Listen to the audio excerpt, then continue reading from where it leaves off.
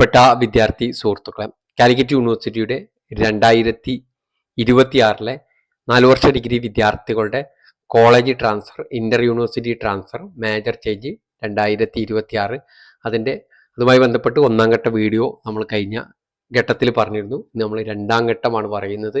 അതിൻ്റെ അപേക്ഷാ സമർപ്പണവും മറ്റു കാര്യങ്ങളുമാണ് ഈ വീഡിയോയിൽ നമ്മൾ സംസാരിക്കുന്നത്.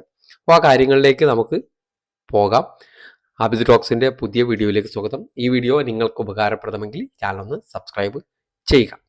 ഇതാണ് കാലിക്കറ്റ് യൂണിവേഴ്സിറ്റിയുടെ college transfer, major change, university ട്രാൻസ്ഫറിനൊക്കെ അപേക്ഷിക്കാനുള്ള വെബ്സൈറ്റ്.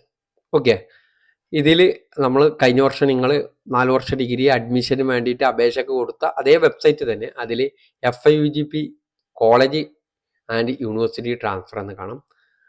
അതിലിപ്പോൾ നിലവിൽ ഷെഡ്യൂളേ വന്നിട്ടുള്ളൂ. 2026 26-27 അധ്യയന വർഷത്തേക്കുള്ള ഷെഡ്യൂളേ വന്നിട്ടുള്ളൂ. അടുത്ത ദിവസങ്ങളിൽ അതിന് അപേക്ഷ ക്ഷണിക്കുന്നതോടുകൂടി അതിൻ്റെ ബാക്കി ഡീറ്റെയിൽസ് അതിൽ വരുന്നതാണ്.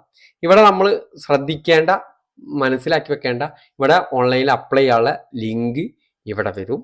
അതുപോലെ തന്നെ സീറ്റ് വേക്കൻസിയും വരും. അപ്പോൾ സീറ്റ് വേക്കൻസിയുമായി ബന്ധപ്പെട്ട് വിദ്യാർത്ഥികൾക്ക് അറിയേണ്ടത്, സീറ്റ് വേക്കൻസി എന്താ പബ്ലിഷ് ചെയ്യാത്തത്, 20 to 23 ആണല്ലോ എന്നൊക്കെ വിദ്യാർത്ഥികൾ മെസ്സേജ് അയക്കുന്നുണ്ട്. 20 to 23 എന്ന് പറയുന്നത് നിങ്ങളുടെ കോളേജുകളിൽ നിന്ന്, ഓരോ കോളേജിലും എത്ര സീറ്റ് വേക്കൻസി ഉണ്ട് എന്നുള്ളത് യൂണിവേഴ്സിറ്റിയിലേക്ക് റിപ്പോർട്ട് ചെയ്യേണ്ട ദിവസമാണ് 20 to 23, ജൂൺ 20 to 23. അപ്പോൾ 23-ന് റിപ്പോർട്ട് ചെയ്ത് കഴിഞ്ഞാൽ അപേക്ഷ ക്ഷണിക്കുന്നതോടുകൂടി സീറ്റ് വേക്കൻസി അറിയാൻ സാധിക്കും. പിന്നീട് നമുക്ക് എന്ത് ചെയ്യാം, ഓൺലൈനായിട്ട് അതിന് അപേക്ഷാ സമർപ്പണം നൽകാവുന്നതാണ്. ഇതിന് ഫീസില്ല, അപ്ലൈ ചെയ്യാൻ ഫീസില്ല. നിങ്ങൾക്ക് ഒന്നിലധികം കോളേജുകൾ എന്ന് പറഞ്ഞാൽ 2, 3, 4, 5 കോളേജുകൾ നിങ്ങൾക്ക് ഓപ്ഷൻ കൊടുക്കാൻ സാധിക്കും. അങ്ങനെ ഓപ്ഷൻ കൊടുത്തു കഴിഞ്ഞാൽ അതിൻ്റെ റാങ്ക് ലിസ്റ്റ്, ഓരോ കോളേജിലെയും കോഴ്സിൻ്റെ റാങ്ക് ലിസ്റ്റ് പബ്ലിഷ് ചെയ്യും. ആ റാങ്ക് ലിസ്റ്റിൽ നിന്ന് അവിടെ എത്രയാണോ സീറ്റ് വേക്കൻസി ഉള്ളത് അതിലേക്ക് അഡ്മിഷൻ നൽകുന്ന രീതിയാണ്.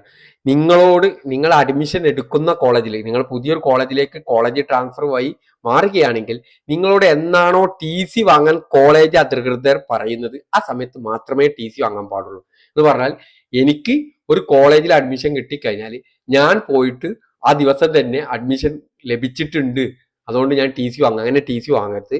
നിങ്ങളോട് കോളേജിൽ, നിങ്ങൾക്ക് പുതിയ കോളേജ് ട്രാൻസ്ഫർ നിങ്ങൾ അപേക്ഷ കൊടുത്തു കഴിഞ്ഞാൽ അതിൻ്റെ റാങ്ക് ലിസ്റ്റ് പബ്ലിഷ് ചെയ്യുമല്ലോ. ആ റാങ്ക് ലിസ്റ്റ് പബ്ലിഷ് ചെയ്ത് കഴിഞ്ഞാൽ കോളേജിൽ നിന്ന് അറിയിക്കും നിങ്ങൾക്ക് ഇനിയും കോളേജിൽ അഡ്മിഷൻ കിട്ടിയിട്ടുണ്ട്. അപ്പോൾ ആ ദിവസങ്ങളിൽ നിങ്ങൾ എന്ത് ചെയ്യുക, അതിനൊരു തീയതികളിലുണ്ട്. ആ തീയതികളിൽ എന്ത് ചെയ്യുക, കോളേജിൽ പോയിട്ട് നിങ്ങൾ അഡ്മിഷന് വേണ്ട നടപടികൾ ചെയ്യാം. അപ്പോൾ അവർ പറയും TC എന്ന് വാങ്ങണം. ആ സമയത്ത് നിങ്ങൾ TC വാങ്ങിയാൽ മതി, അതിന് മുന്നോടിയായിട്ട് TC വാങ്ങരുത്. പിന്നെ ഇതുമായി ബന്ധപ്പെട്ട് വിദ്യാർത്ഥികൾക്ക് അറിയേണ്ടത് ഫീസുമായി ബന്ധപ്പെട്ടതാണ്. ഓരോ കോളേജിലേക്കും പുതുതായിട്ട് നമ്മൾ അഡ്മിഷൻ എടുക്കുമ്പോൾ അവിടെയുള്ള അഡ്മിഷൻ ഫീസ് നമ്മൾ കൊടുക്കേണ്ടതുണ്ട്. അത് നിർബന്ധമായിട്ട് നമ്മൾ കൊടുക്കേണ്ട ഫീസാണ് അഡ്മിഷൻ ഫീസ്. അത് നമ്മൾ കൊടുക്കേണ്ടി വരും എന്നുള്ളതും കൂടി നിങ്ങളെ അറിയിക്കുകയാണ്. അഡ്മിഷൻ ഫീസ് നമ്മൾ നിർബന്ധമായിട്ട് കൊടുക്കേണ്ടി വരും.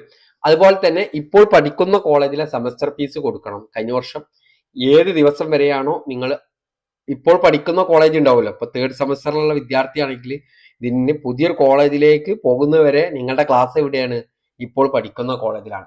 അപ്പോൾ അവിടുത്തെ എന്ത് ചെയ്യണം, അവിടുത്തെ സെമസ്റ്ററിന് ആ കാലയളവിലേക്കുള്ള സെൽഫ് ഫിനാൻസിങ് കോഴ്സുകളൊക്കെ ആണെങ്കിൽ അതിൻ്റെ ഫീസുകൾ കൊടുക്കേണ്ടി വരും എന്നുള്ളതും മനസ്സിലാക്കി വെക്കുക. എന്ന് പറഞ്ഞാൽ ജൂൺ, ഇപ്പോൾ 5 മാസം ആണ് ഒരു സെമസ്റ്ററിൽ, അല്ലെങ്കിൽ 6 മാസമാണെങ്കിൽ 10,000 അല്ലെങ്കിൽ 12,000 ഫീസെങ്കിൽ ഒരു മാസത്തേക്ക് എത്രയാണോ ഫീസ് അത് കൊടുക്കേണ്ടി വരും.